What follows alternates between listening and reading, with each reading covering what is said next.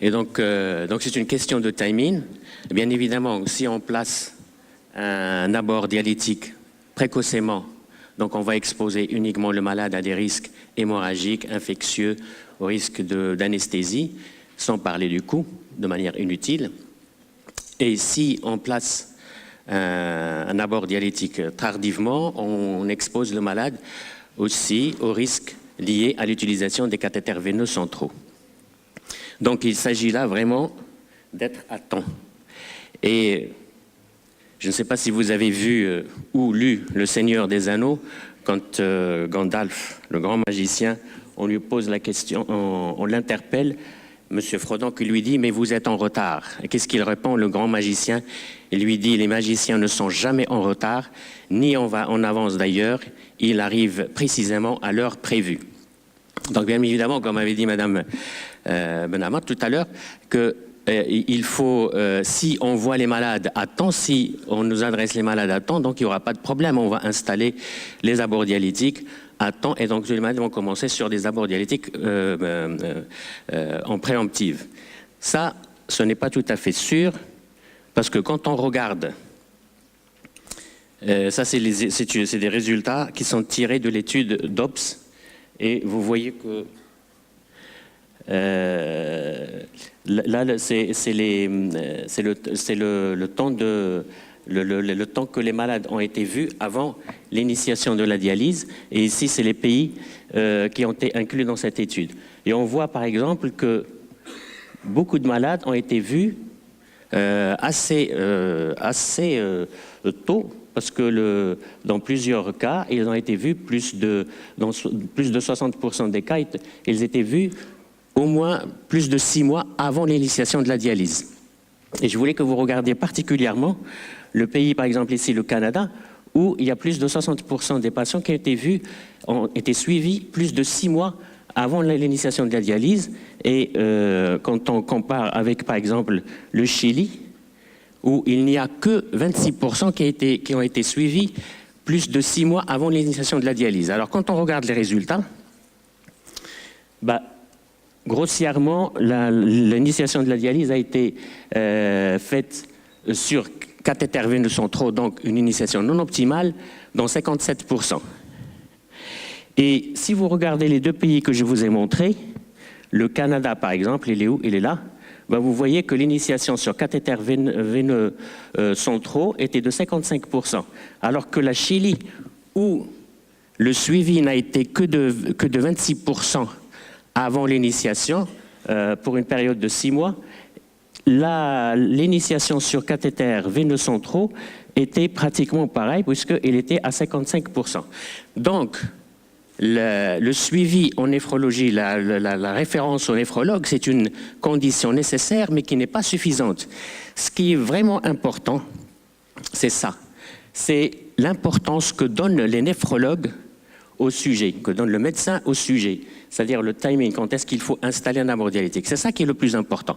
Parce que quand on regarde par exemple cette étude, où on avait fait un sondage, c'est une étude qui s'est passée en Europe. Et on a posé plein de questions qui sont en rapport avec, si vous voulez, avec l'abord vasculaire. Et on leur a dit quel est le sujet, quel est l'item qui vous intéresse le plus, qui est prioritaire pour vous concernant les abords dialytiques. Alors vous voyez que les néphrologues, on a posé une question, la question était posée aux néphrologues, aux infirmières, aux chirurgiens et aux radiologues qui s'occupent des abords vasculaires ou les abords dialytiques en général. Et même on a posé la question aux patients qui sont en insuffisance rénale. Et vous voyez que les néphrologues, ils sont où? Parce que j'ai des difficultés à voir comme ça. Les néphrologues, vous voyez qu'il n'y en a que... le sujet ne les intéressait que dans... Il est placé en 7e position. Alors que pour les infirmières sur lesquelles on compte vraiment pour s'occuper des abords dialytiques, le sujet n'était que, il était gradé 22e position. Et ce qui est encore beaucoup plus étonnant, c'est que les malades eux-mêmes, quand on leur pose la question, vraiment le timing, le moment de l'installation de l'abord dialectique ne les intéresse pas beaucoup parce qu'il était classé en 26e position. Donc, le sujet, pour réussir l'installation de l'abord dialectique, il y a beaucoup de choses, mais essentiellement, il faut qu'on s'en intéresse. Une fois que je vous ai dit ça, je peux m'arrêter ici, mais comme j'ai un petit peu de temps, je vais encore continuer et je vais vous montrer pourquoi il faudrait installer un abord dialectique à temps. Parce que la survie du patient en dépend. Les gens qui commencent, qui initient, qui débutent la dialyse sur un abord dialectique, ils ont un préemptive. La survie est meilleure que ceux qui commencent la dialyse sur un cathéter veineux central. Mais ça, tout le monde le sait. Mais ce qui est beaucoup plus important que, même quand on compare les gens, les insuffisants rénaux, qui ont débuté la dialyse avec une tentative chez qui on a essayé de faire un abord dialytique à ceux où on n'a rien tenté du tout, ben vous voyez que la survie elle est beaucoup meilleure quand les gens ont une tentative de créer un abord dialytique que ceux qui n'en avaient pas. Et ceci est vrai pour les gens qui sont âgés de moins de 65 ans, mais c'est encore beaucoup plus vrai quand les gens ils sont un peu âgés. Mais si vous voulez aller encore dans la finesse, vous regardez par exemple. Voilà. Donc quand on veut aller un petit peu voir dans les détails, ben ici c'est représenter les différentes modalités et la survie à 5 ans selon les différentes mortalités, selon les différentes modalités du traitement. Et ça, c'était avant 98, après 98, et vous voyez que le traitement par transplantation, comme ça a été dit, est le traitement de choix de la maladie rénale chronique terminale. Et on constate ceci depuis tout le temps, et on constate que les dernières années, il y avait une survie des patients, un bénéfice de survie pour les patients qui sont traités par dialyse péritonéale supérieur à ceux qui sont traités par hémodialyse. Et on explique ça par le fait qu'il y a une amélioration de la technique, etc. Donc, mais quand vous regardez vraiment dans les détails, vous voyez que, au fait, la supériorité de la dialyse péritonéale par rapport à l'hémodialyse n'est vraie que lorsque les malades ont initié l'hémodialyse sur un cathéter veineux central. Et ceci pour vous dire tout simplement que le type de l'accès vasculaire, il modifie l'association entre la mortalité et le mode de dialyse. Voilà, maintenant, quand est-ce qu'il faut installer l'abord dialytique? Ben, l'idéal serait s'il y avait un marqueur ou un examen qui vous dit, voilà, là maintenant, il faut installer un abord dialytique. Or, autant vous dire tout de suite que cet examen ou ce marqueur n'existe pas. Et à partir du moment où il n'existe pas un seul marqueur ou un seul examen, donc il faudrait adopter une stratégie. Et cette stratégie va se baser sur un certain nombre de choses, pas uniquement sur un seul examen. Et la première chose qui saute aux yeux quand on veut bâtir une stratégie, c'est le débit de la filtration glomérulaire. Or, le débit de la filtration glomérulaire, ça a été dit tout à l'heure, que le débit de la filtration glomérulaire est estimé par les formules. On peut lui reprocher beaucoup de choses, ça a été dit. Mais surtout que le débit de la filtration glomérulaire, c'est quelque chose qui est fixe, qui est rigide et qui vous dit maintenant le malade, il est à ce débit de la filtration glomérulaire. Il est à 25 millilitres par exemple. Donc à 25 millilitres, je ne vais pas commencer la dialyse. Mais le débit de la filtration glomérulaire aussi, il va vous dire que le malade il est à 0 minute de débit de la filtration glomérulaire, c'est-à-dire qu'il y a mort rénale et donc il va y avoir mort du patient puisque la vie n'est pas compatible avec un débit de la filtration glomérulaire égal à 0. Donc on va voir comment est-ce qu'on peut utiliser le débit de la filtration glomérulaire et s'il y a autres éléments, autres facteurs qu'on peut encore utiliser pour bâtir cette stratégie. Alors, on va regarder qu'est-ce qu'ils disent les recommandations. Ben, les recommandations marocaines concernant la dialyse péritonéale, ils ne parlent absolument pas de dialyse, ne parlent pas de débit de la filtration glomérulaire, mais ils donnent une période préemptive. Ils vous disent que il faut installer le labor dialytique 2 semaines avant l'initiation de la dialyse. Pour l'hémodialyse, Là aussi, le débit de la filtration glomérulaire ne figure pas dans toutes les recommandations. Et notamment quand vous voyez les recommandations américaines, vous voyez qu'il part d'une période préventive qui est de 6 mois. Pour les recommandations canadiennes, c'est vrai qu'ils parlent de débit de la filtration glomérulaire, mais quand vous regardez en détail, ce n'est pas, ils vous disent pas qu'entre 15 et 20 millilitres minute, il faut installer la bord dialytique. Non, ils vous disent qu'il faut l'adresser chez le chirurgien, parce qu'eux, ils ont un système, ils ont une procédure qui est un peu compliquée, parce que le temps que le malade arrive chez le chirurgien qu'on décide de faire installer la bord dialytique est un peu longue. Alors, les recommandations japonaises, effectivement, ça, ils sont plus intéressant parce qu'ils se basent et sur le débit de la filtration glomérulaire, ils disent qu'il faut qu'il soit inférieur à 15 millilitres minute, mais aussi ils se basent sur une période préemptive. Ils vous disent qu'il faut que l'abord dialytique soit prêt au moins 4 semaines avant l'initiation de la dialyse. Les recommandations européennes, eux, le débit de la filtration glomérulaire est un peu haut, parce que eux, leur inquiétude, c'est tout simplement de ne pas initier la dialyse sur un cathéter veineux central. Donc ils disent 30 minutes, mais c'est un peu haut. Alors les recommandations marocaines, aussi concernant l'hémodialyse, ils sont beaucoup plus sages. Ils disent qu'il faut que l'abord dialytique soit installé 8 semaines avant l'initiation de la dialyse. Et là, quand vous comptez uniquement sur le débit de la filtration glomérulaire pour décider de l'installation de l'abord dialytique, voilà ce qui se passe. Voilà, ça c'est une étude rétrospective qui est australienne. Et c'est une étude qui a commencé à regarder les installations, enfin, les placements des abords dialytiques selon le débit de la filtration glomérulaire. Et ils ont comparé ceux qui avaient une débit de la filtration glomérulaire chez qui on a installé un abord dialytique inférieur à 15 millilitres minutes de débit de la filtration glomérulaire et supérieur à 15. C'est une étude qui a été suivie sur 2 ans après la collection des données. Et vous voyez que ce n'est pas tellement satisfaisant, puisqu'il y a un certain nombre, effectivement, qui ont débuté la dialyse, que ce soit en hémodialyse ou en dialyse péritoniale. Il y a quand même un certain nombre qui sont restés dialyse free, donc ils n'ont pas encore initié la dialyse. Mais il y en avait un certain nombre qui sont morts, même avant d'initier la dialyse. Et ce qui est beaucoup plus intéressant, c'est que l'objectif, on avait dit, d'installer un abord dialytique préemptif, c'est d'éviter d'utiliser les cathéters veineux centraux. Or, là, quand vous regardez, l'utilisation des cathéters veineux centraux était pareille chez ceux qui étaient un débit de la filtration glomérulaire inférieur à 15 et ceux avec un débit de la filtration supérieur à 15. Donc l'objectif n'était pas atteint. En réalité, quel que soit l'origine de la recommandation, que même quand c'est écrit en siamois, et si vous arrivez à lire, il nous donne toujours une indication assez intéressante qu'il faut essayer de décrypter entre les lignes.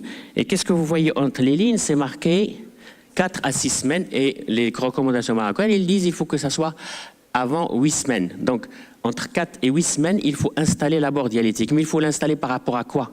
Il faut l'installer par rapport à l'initiation de la dialyse.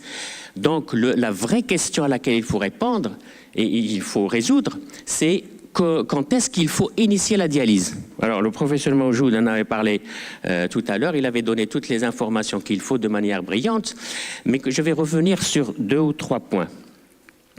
Alors, d'abord, comme vous l'avez expliqué tout à l'heure, que l'initiation de l'hémodialyse, c'est une décision qui est difficile à prendre parce qu'il faut tenir en compte le risque de mortalité à l'initiation de la dialyse et qui est lié aux événements cardiovasculaires, qui sont presque déclenchés par l'initiation de la dialyse. Et ça c'est une étude américaine, et quel que soit l'endroit où on a initié la dialyse, vous avez toujours ce pic de mortalité les premières semaines par rapport aux hémodialysés prévalents. Alors, à l'époque, ça aussi ça a été dit tout à l'heure, on se basait sur un certain nombre d'idées, des idées reçues qui ne se basaient au fait sur rien. Aucune étude n'avait démontré à l'époque leur bénéfice quant à la survie du patient. Et c'est ce qu'on appelait les 6 idées controversées d'initiation précoce à la dialyse, parce que tous ils poussaient à initier la dialyse précocement. Et vous voyez, je ne vais pas tout dire parce qu'il y en a un certain nombre qui ont été tout à l'heure rapportés par professeur Mawjoud. Je vais juste vous dire qu'à l'époque, on pensait que initier la dialyse précocement, c'est-à-dire que le malade il a déjà un débit de la filtration glomérulaire résiduelle, donc le fait de démarrer la dialyse précocement, vous rajoutez une épuration des toxines, et c'est une épuration qui ne peut être que bénéfique quand vous la rajoutez à la filtration au débit de la filtration glomérulaire native du patient. Normalement, théoriquement, ça devrait améliorer le pronostic du patient. Or, c'est quelque chose qui se base uniquement mathématique. Hein. Vous avez 1 millilitre. C'est comme si on dit que 1 millilitre de débit de la filtration glomérulaire réalisé par le rein natif est équivalente à 1 millilitre minute de débit de la filtration réalisé par la dialyse. Or, ce n'est pas vrai.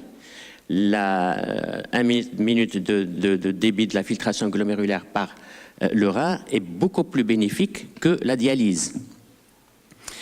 Et surtout, il y avait quelque chose qui était très étonnant. On disait que, attention, à partir du moment où le malade arrive à 15 millilitres minute de débit de la filtration glomérulaire, de toute façon, la dégradation de la fonction rénale va continuer de façon rapide et irréversible jusqu'à la mort rénale.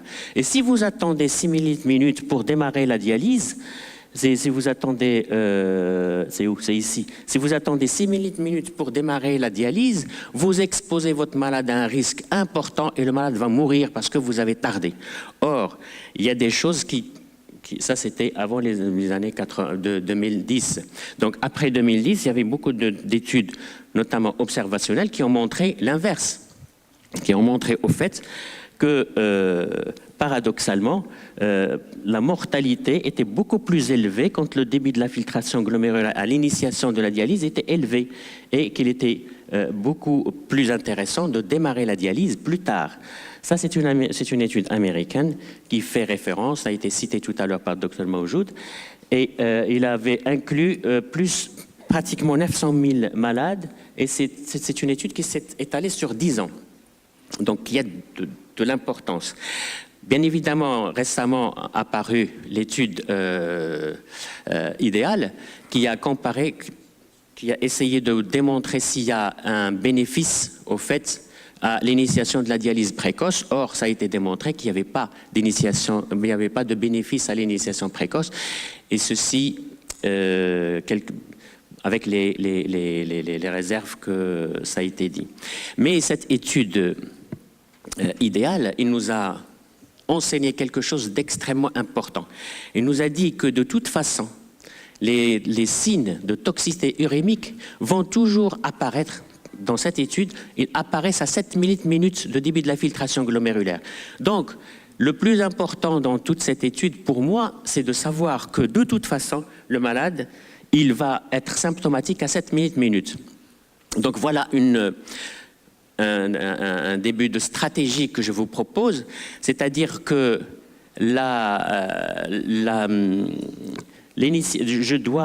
je sais que l'initiation de la dialyse devrait être à peu près à 7 minutes et que, bien évidemment, je dois installer mon abord dialytique avant cette période pour qu'il puisse être prêt au moment où je veux l'utiliser. Alors, il y a quelque chose qui manque là pour que je puisse évidemment appliquer cette stratégie, c'est que j'ai besoin d'un marqueur dynamique.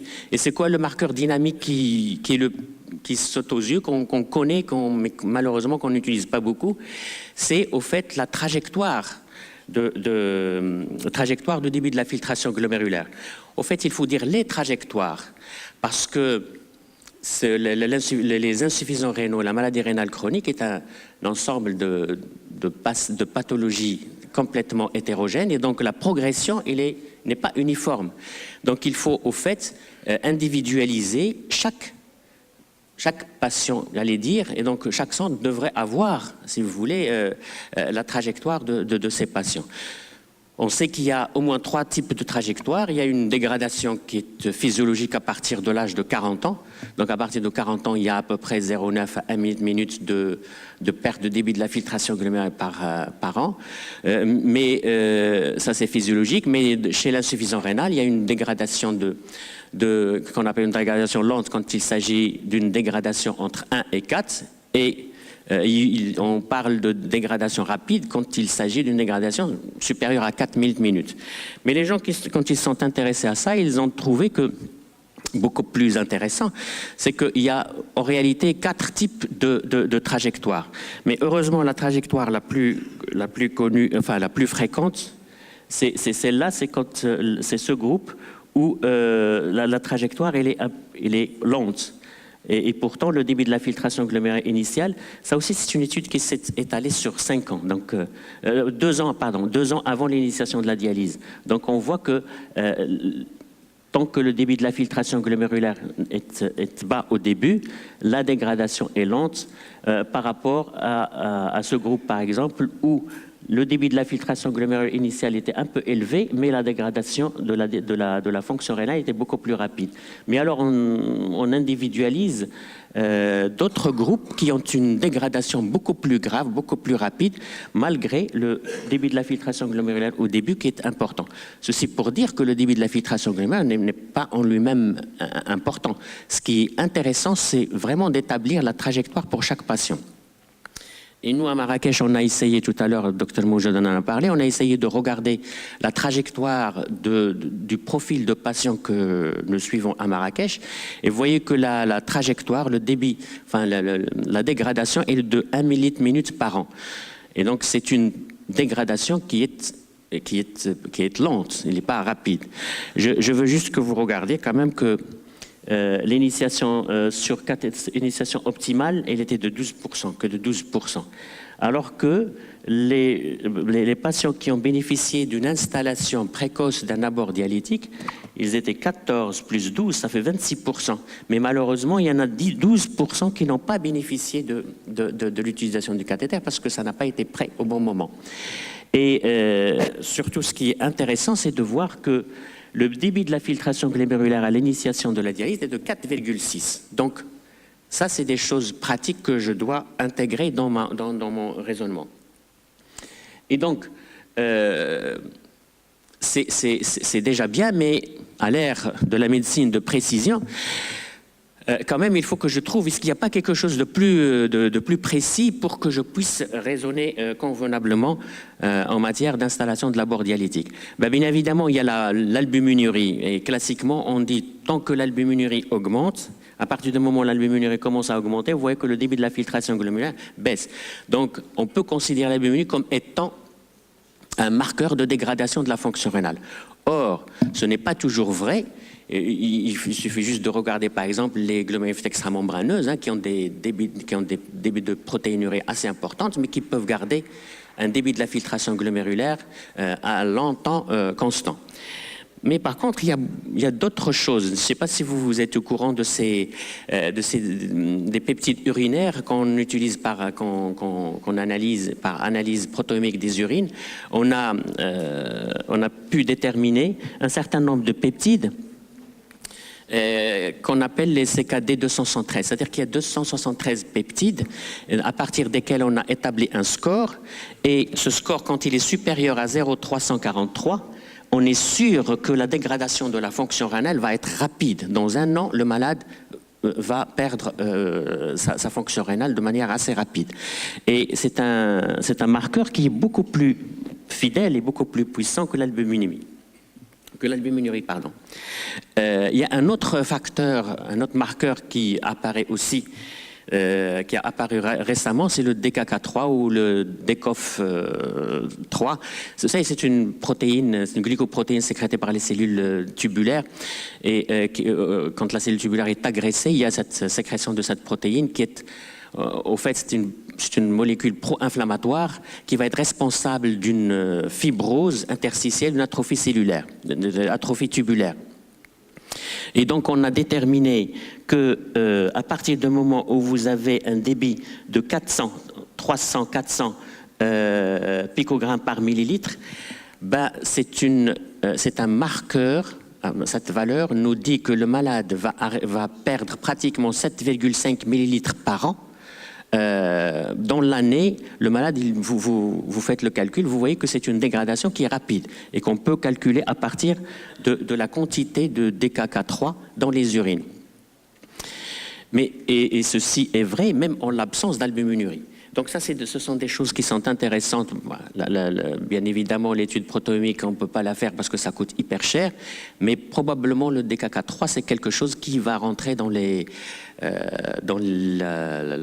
habitudes peut-être dans quelques années, mais il faut le connaître.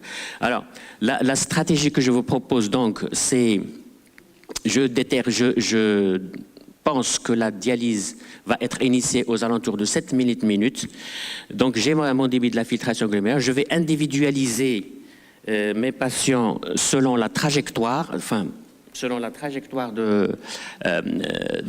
la dégradation de débit de la filtration glomérulaire, tout en s'appuyant sur l'albuminurie et probablement d'autres marqueurs qui vont apparaître. Et donc, éventuellement, il faut penser qu'il faut installer l'abord dialytique 4-6 semaines ou, selon les recommandations marocaines, 8 semaines avant l'initiation de la dialyse, ou alors, pour la dialyse péritonéale, 2 semaines avant le démarrage de la dialyse péritonéale.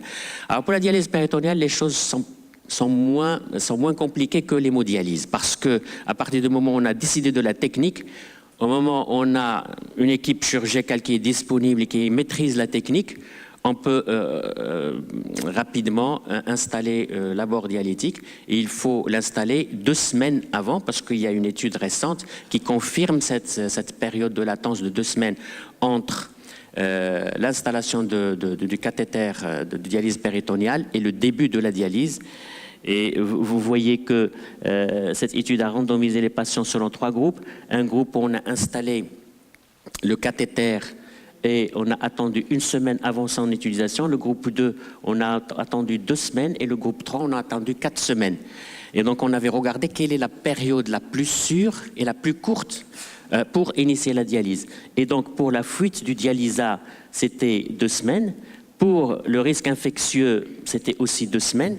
Et pour l'échec même de la dialyse, on voyait que l'échec de la dialyse était le plus important quand on attendait trop longtemps. Donc on peut considérer que 2 semaines, c'est une bonne période pour installer le cathéter de dialyse. Pour l'hémodialyse, pour l'installation des fistules, c'est un peu plus compliqué parce que ça dépend d'abord du chirurgien et du malade. Donc le chirurgien, il faut prendre en considération les problèmes, les obstacles techniques, enfin administratifs. À partir du moment où vous envoyez un malade, il ne va pas être pris tout de suite pour confectionner une fistule. Donc il faut adapter, il faut considérer ça dans la stratégie, parce que s'il faut 3 mois pour qu'on réalise une fistule, il faut l'intégrer dans la stratégie. Mais il y a aussi...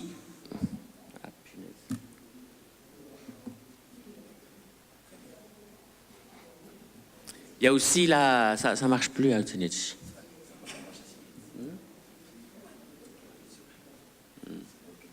ah, c'est le temps est fini. Non, mais il ne faut pas compter le temps mort. Hein.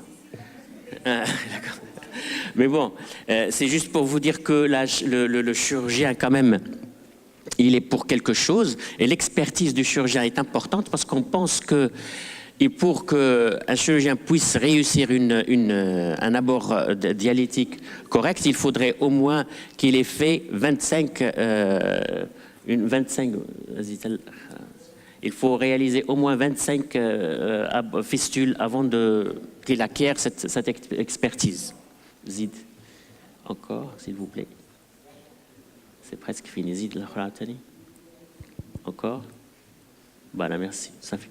Et donc, la réussite, les complications de la réalisation, la réussite de l'abord dialytique, il dépend, est centre-dépendant, parce qu'on voit, par exemple, ici, c'est une étude, disons, c'est une étude néerlandaise où on avait regardé la réussite de l'abord dialytique par centre, et on voit que ce groupe, ces 2 centres-là, ils réussissent bien leur abord vasculaire, puisqu'il y en a moins de 10% d'échecs, alors que les autres, il y avait plus d'échecs. C'est juste pour vous rappeler que il y a des facteurs individuels, mais ces facteurs individuels du patient, ils interviennent dans le choix et le type du site.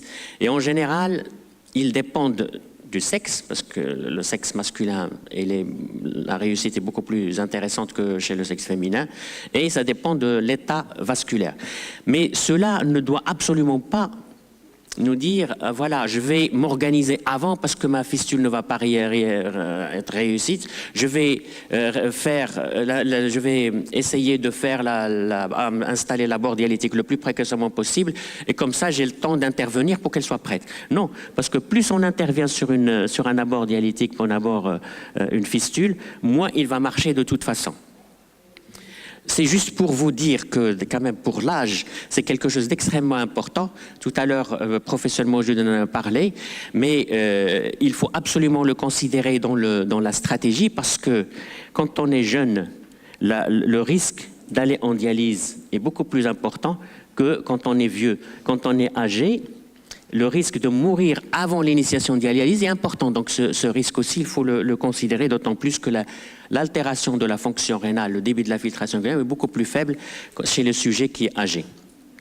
Je ne sais pas si vous avez déjà entendu parler de la fistule, la création de l'abord vasculaire qui améliorerait le débit de la filtration glomérulaire. Et cette étude qui est le plus souvent citée, où on voit effectivement avant l'installation de l'abord vasculaire que la dégradation était beaucoup plus importante et qu'elle devient beaucoup plus modérée, même stable, après la création de l'abord vasculaire. Et on explique ça par plusieurs phénomènes physiologiques locaux, la microvascularisation, amélioration de la microvascularisation, la rigidité, le débit cardiaque, etc.